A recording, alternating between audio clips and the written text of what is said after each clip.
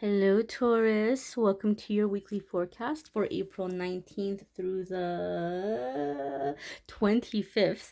Happy birthday to the early Tauruses out there. For those of you that have your birthday in the first week of Taurus season, we're going to see what's going on for Taurus, Sun, Moon, and Rising in the week ahead. I apologize for my spotty posting, guys, and I'm going to get that podcast out there and explain to you all what's going on. But I'm back. I'm back. We're going to see what's happening for you guys in the week ahead. Taurus, Sun, Moon, and Rising. One more shuffle here. I feel like we need one more shuffle. Alrighty, my darlings. Taurus, I'm getting a very interesting visual as I'm connecting with your energy. Okay. Do you guys have you guys ever seen on TV like that old little carnival game where there's three cups and they'll put like like a pea or something under one of the cups and they start switching them around and you have to keep your eye on where it is to win money. Like I feel somebody's doing some kind of thing here where they're trying to keep the truth away from you, or they're trying to keep something away from you, and they're giving you the runaround. But you're focused. Like no matter what they do, you see it. You know where it is. You know where it is. Your eyes on it at all times. So I kind of feel like there might be somebody trying to pull a fast one over you this week, but I feel like you're on it. Okay, we'll see what the cards have to say, but that's just intuitively the first thing that came up for me around Taurus. And now I have to giggle because we have the Queen of Wands. If you're new here, I know that a lot of people have a certain thing about Queen of Wands when they see her because they're thinking about love readings. We're going to look at this outside of love, okay? Sometimes love comes up a little bit, but for me, when the Queen of Wands comes up in a reading in general, this is telling me that you're in a situation where you're fed up. You're fed up. The thing about the Queen of Wands is she's funny, she's ambitious, she's sexy, she's the life of the party, she's very talented, a very strong entrepreneurial kind of energy here. And when the Queen of Wands comes up in a situation in my readings, it's telling me that you've been patient for a long time and you've been trying to speak up and you've been trying to say what you want or what you need, but you keep getting pushed back in the corner, or like, oh, okay, like just kind of like, okay, well, just sweep it under the rug kind of situation. When I see the Queen of Wands, you're done. You know what you bring to the table. You know what you have to offer. You know what your talents are. And you're sick of other people benefiting from your talents. And you're like, it's time for me to use those for myself. So some of you might be going in terms of an entrepreneurial path. Some of you might be looking for a better job where you're like, you know what, I'm doing much more than what I'm getting paid for, so I might as well find a job where I get paid for what I do.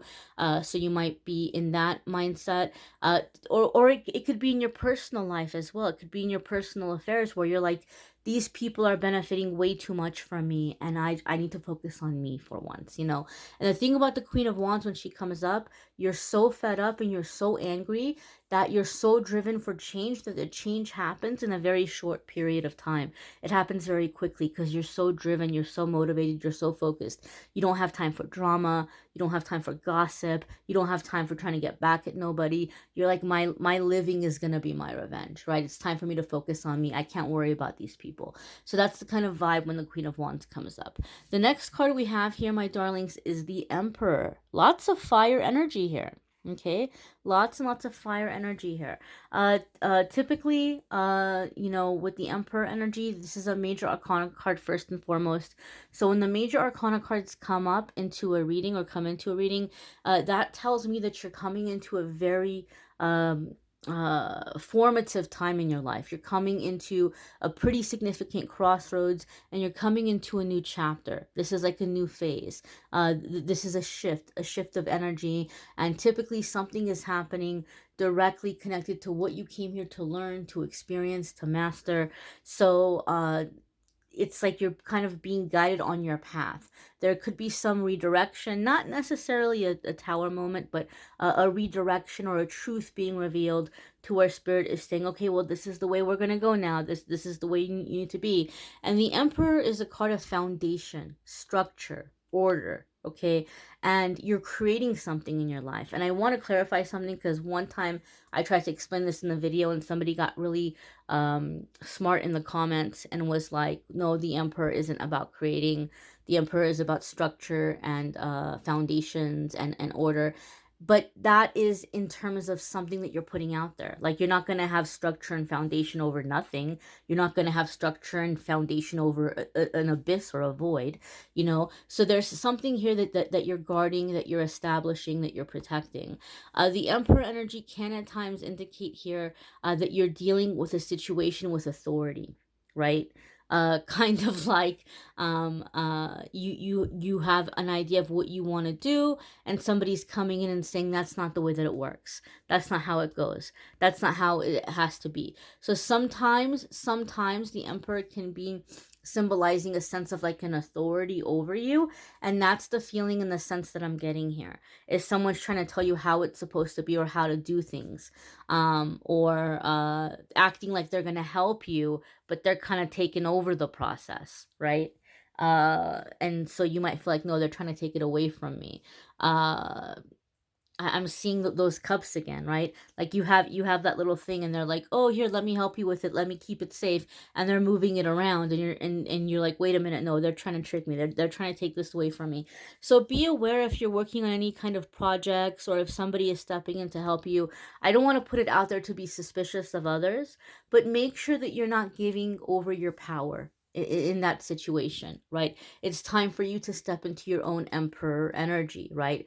To be the authority, to be the authority in your life, to be the authority over your affairs and your matters. And I feel there might be somebody who's wanting to be the authority over you, and so there might be a little bit of a shifting happening there, where you're taking back your power. Your next card here is the moon. I just got chills. Ooh, I just got chills. Another major arcana card coming up here. I'll explain why I got chills here in a moment. But typically, when I get major arcana cards coming in back to back, there's karma that you're clearing.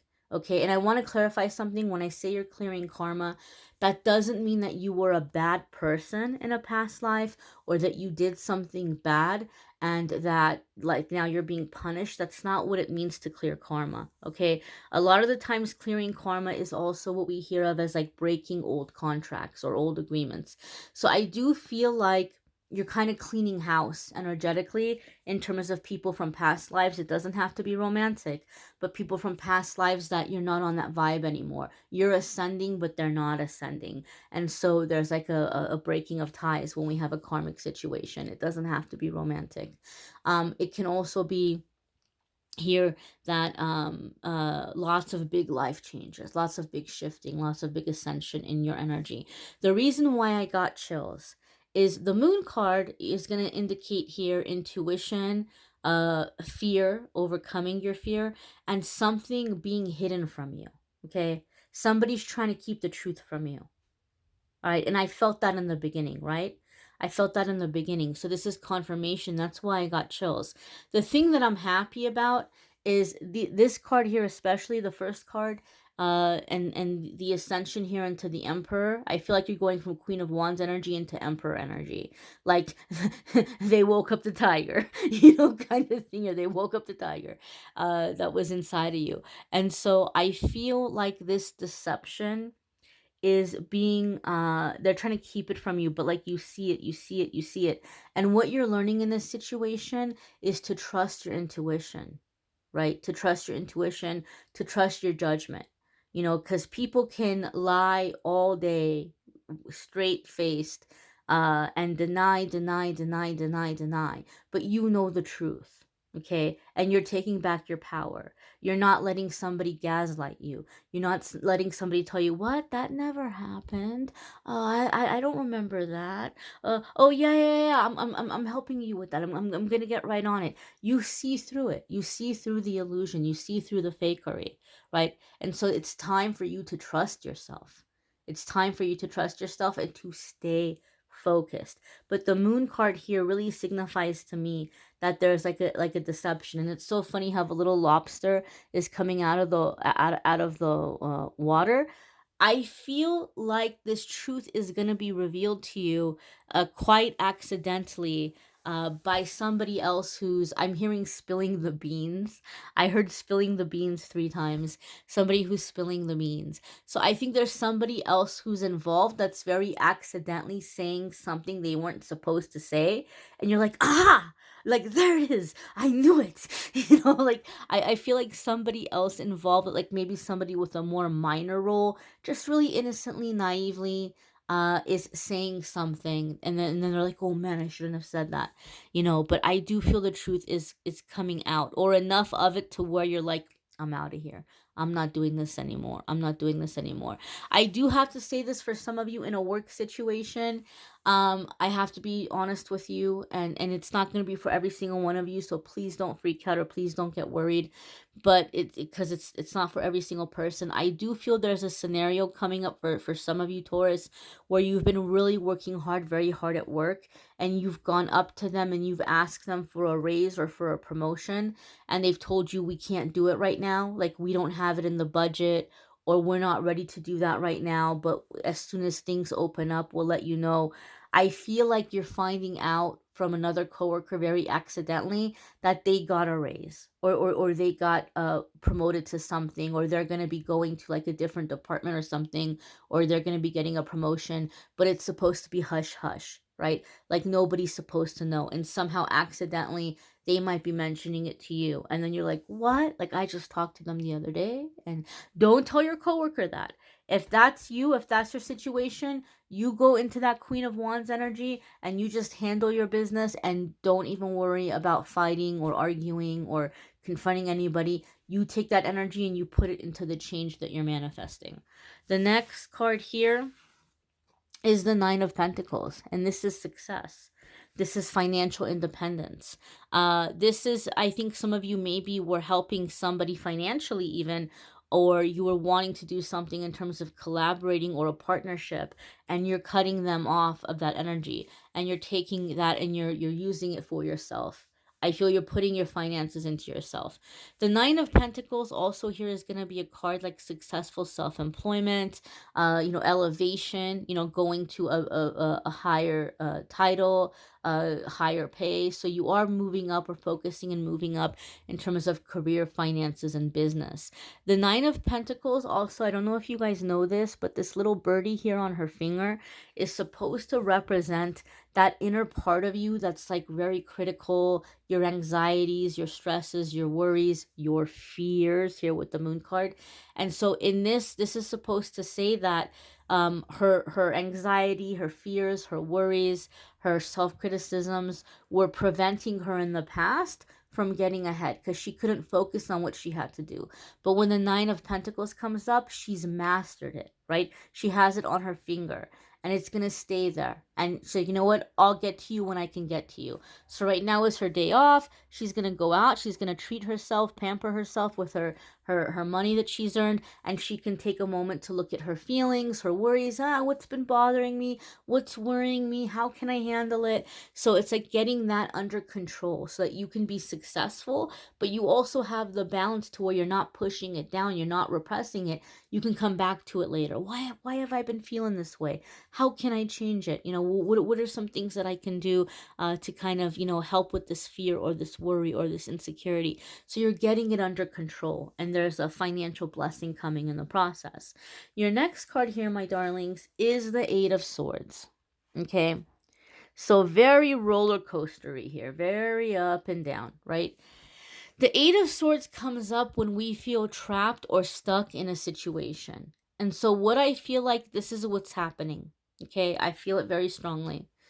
Sometimes when we begin to lift up energetically, I should probably do like a whole podcast on this.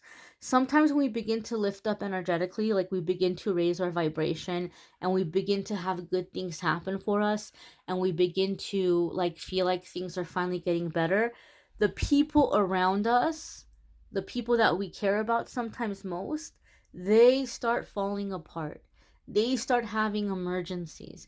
They start having problems.